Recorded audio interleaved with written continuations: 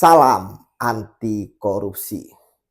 Hasto Kristianto tersangka dalam kasus suap terhadap komisioner Komisi Pemilihan Umum saat itu, yaitu Wahyu Setiawan, dan juga tersangka dalam upaya perintangan penyidikan obstruction of justice ataupun OJ dalam kasus Harun Masiku akan melakukan pra peradilan kembali kepada KPK.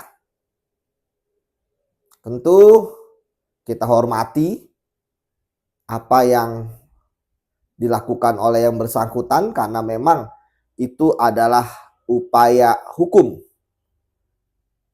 Jadi praper yang nanti akan digelar menurut Humas Pengadilan Negeri Jakarta Selatan, Pak Juyamto, yang sekaligus hakim dalam praper yang pertama, akan berlangsung di tanggal 3 Maret 2025 dan dua hakimnya itu berbeda.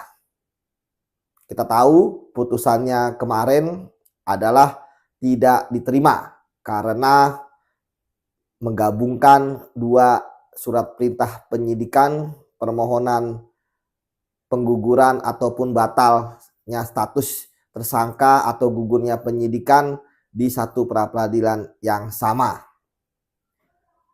Sekali lagi kita hormati ya pihak dari Hasto karena toh perlawanan hukum ini kan juga diatur ya, baik dalam undang-undang yaitu KUHP ya, maupun di dalam putusan Mahkamah Konstitusi.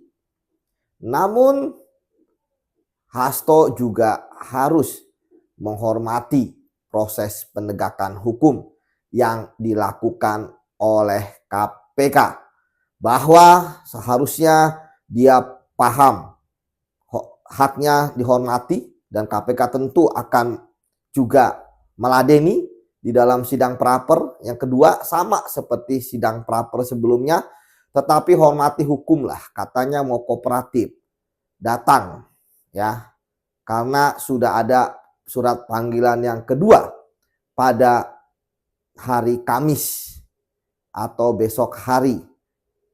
Dan kemarin Kompers minta penundaan karena sedang praper. Lah, yang kemarin aja ya penundaannya ketika ada surat panggilan kedua berarti kan tidak diterima.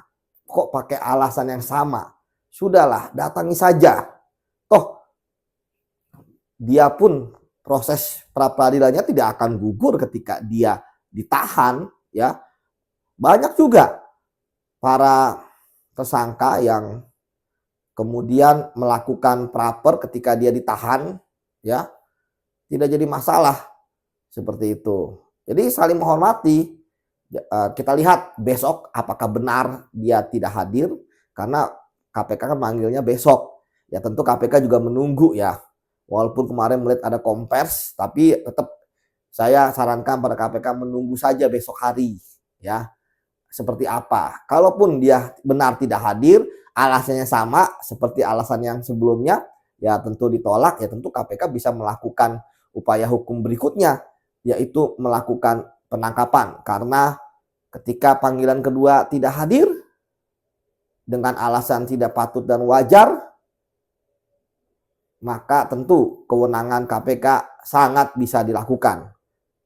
Jadi kita harap bahwa kedua belah pihak tentu pahamlah tentang hukum. KPK akan meladeni di praper, tapi pihak Hasto pun harus mengikuti ya proses hukum yang ada. Kalau dipanggil ya datang, kooperatif lah. Kan sering juga menyampaikan akan kooperatif ya, baik oleh Hasto sendiri maupun kuasanya.